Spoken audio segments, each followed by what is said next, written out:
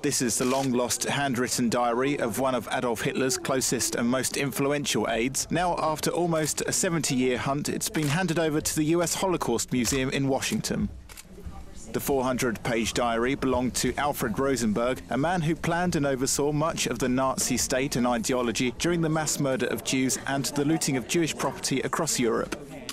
The persecution of Jews was going through a massive transformation from massive persecution to annihilation. The very area that he was in charge of is the area where the Holocaust, as we know it, meaning the systematic murder of all Jewish men, women and children, happened first.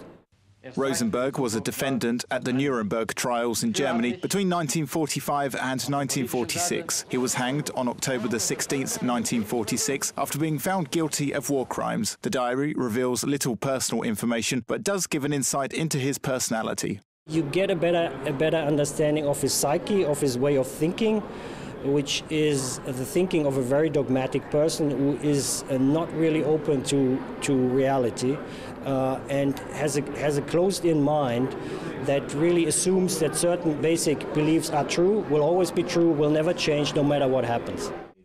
Allied forces took ownership of all the documents created by the defeated German government in preparation for war crimes trials. After the trial, prosecutor Robert Kempner took various documents and smuggled them back to the US. The museum only began searching for the diary after Kempner's death in 1993, when it was missing from his forfeited possessions. There was a question about where the document was, who had it, and in what title at least folks thought they had to it. So in this case, working with the U.S. Attorney's Office in the District of Delaware, once the information came in, we sent our agents out to gather the facts, and ultimately the document was found. All 425 pages of the diary are available to read on the museum's website.